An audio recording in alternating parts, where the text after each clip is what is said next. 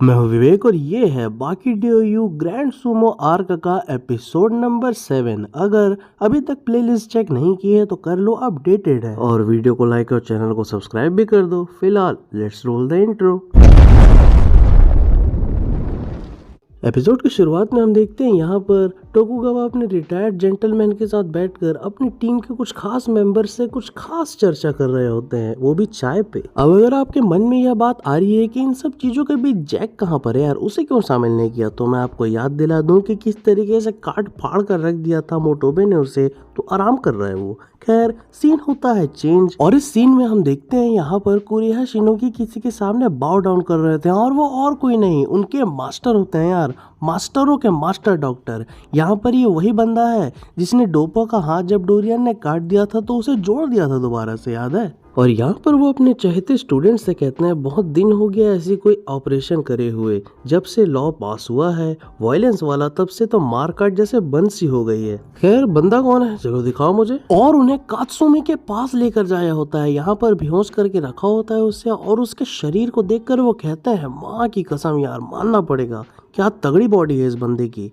यार, ये कोई प्रो रेसलर है क्या। और उतने में ही उसे वो हाथ दिखाया जाता है जो कि कनेक्ट करना होता है और रेत्सु का हाथ होता है, वो भी काफी तगड़ा लग रहा होता है देखकर। खैर अब यहाँ पर शुरू कर दिया जाता है ऑपरेशन को और वो एकदम ध्यान लगाकर ऑपरेशन कर रहे होते हैं और बाकी के डॉक्टर्स जैसे देखकर एकदम चौंक जाते हैं। खुद कुरेहा भी कहते हैं ये तो ऐसा लग रहा है कि जैसे मास्टर शेफ अपनी कोई डिश बना रहे हो, एकदम हलवा है इनके लिए, पीस ऑफ केक है। और ऐसे ही 4 घंटे की कड़ी मेहनत के बाद फाइनली ऑपरेशन सक्सेसफुल हो जाता है और रेत्सु को जोड़ दिया जाता है कात्सुमी से। यहाँ पर कराटे और मार्शल आर्ट्स दोनों जुड़ चुके होते हैं ऑफिशियली, क्योंकि यह ऑपरेशन 40 दिन पहले हुआ था और कात्सुमी आराम कर रहा था। तो अब हम प्रेजेंट में आते हैं और यहाँ पर कात्सुमी चेक कर रहा होता है अपने हाथ की मूवमेंट्स को। बीच में ये कट देख रहे हो उसके हाथ की, ये वही कट है जब एकदम से रेत्सु ने आवेश में आकर घुसा मार दिया था मुसाशी के तलवार पर तो कट गया था। अब ये मत पूछना उन्होंने इसे कैसे जोड़ा,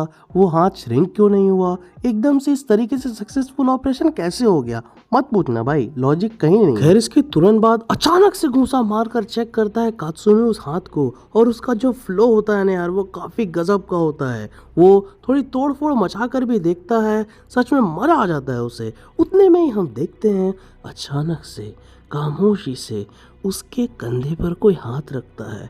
कात्सुमी एकदम फील करता है कि जैसे रेत्सु उसके पीछे खड़ा हो। वो एकदम से मुड़ के देखता है लेकिन उसे कोई नहीं दिखता। मतलब समझ रहे हो यार, इसका हाथ जो है रेत्सु के द्वारा पोजेस्ड है। रेत्सु कभी भी आ सकता है बीच में, मतलब ये रात को जब सो रहा हो तब अचानक से नीचे की ओर हाथ डालकर वो हाथ अपने आप खुजली करने लगे। क्या मालूम, गलत सोच रहे थे ना, गलत मत सोचो भाई, वीडियो देखो। फिर से सीन चेंज होता है और यहाँ पर हम देखते हैं रूपा को लेकर 2 बंदे लड़ रहे होते हैं, मेरी है बे, मेरी है बे, मेरी है बे करके एकदम माहौल बना दिया होता है उन्होंने रास्ता और तभी वहाँ पर रूपा का पति आ जाता है। रूपा का पति नहीं यार, हाँ नयामा आ जाता है। फिर यहाँ पर वो लोग उसे देखकर साइड हो जाते हैं, रास्ता दे देते हैं और फाइट भी रुक जाती है। और यहाँ पर चियारू जो होता है अचानक से जाते जाते पूछता है नयामा से, बॉस मैंने सुना है कि तुम किसी सुमो से लड़ने वाले हो। ऑब्वियस सी बात है, हानेयामा कोई जवाब नहीं देता। फिर से सीन चेंज होता है और यहाँ पर हम देखते हैं सुकोने को जो कि अपनी फैला के खड़ा होता है। एक बात आपको बता दूं, राइट लेग में 1 घंटा खड़े होने के बाद वो लेफ्ट लेग में इस तरीके से फैला कर खड़ा है। इस तरीके से खड़े खड़े उसके पूरे मसल्स टेंस हो जाते हैं और पूरी बॉडी थक जाती है। तभी अचानक से वो दोबारा से लैंड करता है और उसके पंप को देख के मतलब मैं क्या ही कहूँ यार, देखो तो जरा। इसका मतलब अब ये बंदा बिल्कुल रेडी है आगे जाके लड़ने के लिए। और सीन होता है चेंज और यहाँ पर हम देखते हैं सुबह का सीन अंडरग्राउंड अरीना में, जहाँ पर बाकी की पूरी टीम खड़ी होती है। टोकुगावा उन्हें संबोधित करने आए होते हैं और यहाँ पर टोकुगावा कहते हैं वो लोग तुमसे खुद को बेटर मानते हैं, यह घमंड उनका आज तुम तोड़ दो, मैं यही चाहता हूँ। और इतना याद रखना, याचना नहीं आज रण होगा। तो जाओ मेरे बच्चों, जीत के आओ, बाकी आप लोग खुद समझदार हो। धन्यवाद। सीन हो जाता है इसके बाद चेंज और यहाँ पर हम पूरे लाइनअप को देख सकते हैं यार। और यहाँ पर खासकर बाकी के बारे में लोगों को बताया जा रहा होता है कि यही हैं नए वर्ल्ड स्ट्रॉन्गेस्ट क्रीचर हमारे बीच मौजूद हैं और आज लड़ने वाले हैं। यह सुनकर लोग एकदम से पगला जाते हैं। बाकी के महान व्यक्तित्व को देखने के लिए तरस गए होते हैं वो लोग। अब इसके बाद वो लोग लॉकर रूम में आ जाते हैं और यहाँ पर पहले कौन लड़ने जाएगा यह तय हो ही रहा होता है। उतने में हम देखते हैं कि शिबुकावा का नाम आता है। अब टोकुगावा एकदम खुशी खुशी सबको थैंक यू बोलकर निकल जाते हैं लड़ने के लिए। और यहाँ पर सुकोने कहता है आप सबको चिंता करने की जरूरत नहीं है, मुझे उम्मीद है वो जीत सकते हैं, लेकिन उनकी आई की इतने बड़े आदमी के सामने काम आएगी या नहीं मुझे नहीं मालूम। अब सीन होता है चेंज और यहाँ पर हम देखते हैं हमारे महिपाल यादव को, जो कि टोकुगावा से लड़ने वाले होते हैं। मतलब सबसे तगड़े सबसे लंबे सुमो को सबसे छोटे फाइटर से लड़वा दिया इन्होंने। इन्हीं सब के बीच अचानक से सीन होता है चेंज और हम देखते हैं एक छोटा सा फ्लैशबैक शिबुकावा का।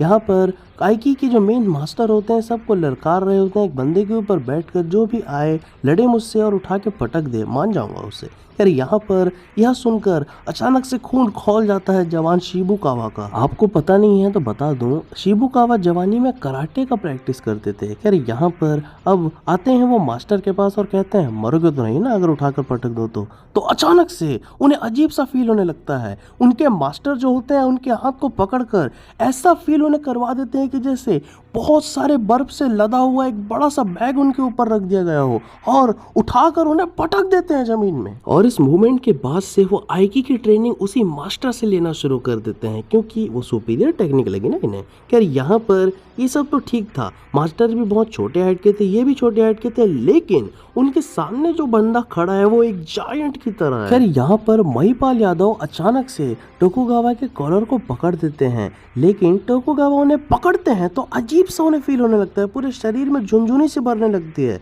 और ऐसा लगता है कि उनसे भी कोई बड़ा बंदा उनके पीठ में लदा गया हो, बैठ गया हो उनके ऊपर जानबूझ के। खैर यहाँ पर वो अचानक से उसे मारने की कोशिश करते हैं टोकुगावा को, लेकिन मिस हो जाता है। और यहाँ पर अब वो अपना स्टैंस ले लेते हैं फाइनली, और इतने ज्यादा मैसिव लग रहे होते हैं ना यार, मतलब क्या ही कहें। और अपने इतने बड़े शरीर को लॉन्च कर देते हैं एकदम से वो शिबुकावा के ऊपर, लेकिन उनका अटैक मिस हो जाता है। और यहाँ पर अचानक से शिबुकावा उछलकर पुच्छ से उनके गले के बटन को दबा देते हैं। अब महिपाल एकदम हवा में ही उसे हाथ मारते हैं, लेकिन शिबुकावा खुद को संभाल कर खड़े हो जाते हैं। होते ही हैं उतने में ही महिपाल उन्हें आकर जोर से पकड़ लेते हैं, लेकिन वो शिबुकावा को उठाकर फेंक नहीं पा रहे होते। उन्हें ऐसा फील हो रहा होता है कि बहुत ज्यादा वो भारी हो गए हैं। ऐसा लग रहा होता है कि जैसे एक बहुत बड़ा शॉन्डोम जिसमें पानी भर दिया गया हो, बहुत बड़ा शॉन्डोम उनके पीछे लगा हो, इसलिए ऐसा वजन उन्हें फील हो रहा होता है महिपाल जी को। वो एकदम से ट्राई करते हैं फिर भी नहीं उठा पा रहे होते, लेकिन और ज्यादा ट्राई करने के बाद वो उठाकर फेंक देते हैं शिबुकावा को। लेकिन शिबुकावा हमें में उड़ते हुए आराम से दूसरी तरफ लैंड कर लेते हैं और यहाँ पर दोनों फिर से स्टैंस में आ जाते हैं। अब शिबुकावा एकदम से उनके पास आते हैं और उनके पेट को जोर से पकड़ लेते हैं और उठा के पटकने की कोशिश कर रहा होता है। यहाँ पर ये आदमी एकदम से उनके शरीर में फिर से झुनझुनी सी भरने लगती है और वो एकदम हिलाने में कामयाब हो जाते हैं महिपाल जी को। एकदम से वो खुद को संभालते हैं और उन्हें विश्वास नहीं होता कि इसने उसे हिला दिया, और यहाँ पर एकदम से वो शिबुकावा को फिर से फेंकने की कोशिश करते हैं। उनका पूरा शरीर झंझना रहा होता है, वो फिर भी बहुत ज्यादा जोर से ताकत लगाते हैं और फेंकने में कामयाब हो जाते हैं शिबुकावा को। एकदम ऑडियंस के पास जाकर गिरते हैं शिबुकावा। अब वो खुद को संभाल कर उठते हैं तो हम देखते हैं यहाँ पर शिबुकावा की ग्लास आई टूट चुकी होती है और एकदम से वो कहते हैं महिपाल जी से, देख रहे हो तुमने मेरा बहुत बड़ा नुकसान कर दिया।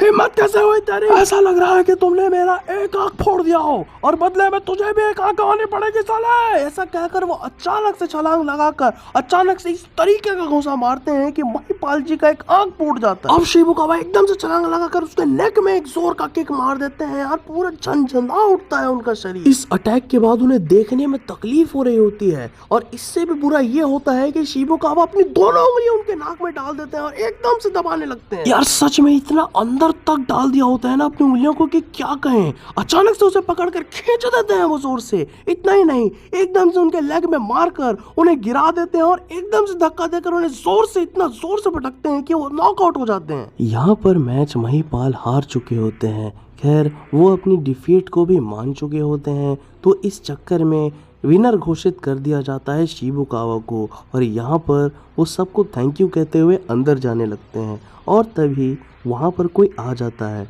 वो डोपो होते हैं, और यहाँ पर डोपो उनसे कहते हैं मानना पड़ेगा बड़े भाई, काफी गजब की ताकत दिखाई आपने। खैर यहाँ पर रिप्लाई में शिबुकावा कहते हैं घंटा गजब की, मेरा शरीर अभी भी पूरा का पूरा कांप रहा है। और यहाँ पर डोपो कहते हैं चिंता मत करो, यह कपकपाहट खुशी के मारे रुक जाएगी, क्योंकि अब बारी मेरी है। और एक नए फाइट की आगाज के बाद ये वाला एपिसोड हो जाता है समाप्त। यार सच बता रहा हूँ, आगे के फाइट्स जो है ना काफी गजब के होने वाली हैं, बहुत अनएक्सपेक्टेड चीजें हमें देखने को मिलने वाली हैं। तो इसीलिए वीडियो को लाइक और चैनल को सब्सक्राइब करके रख लो। आज के लिए बस इतना ही। Love you all, I am out.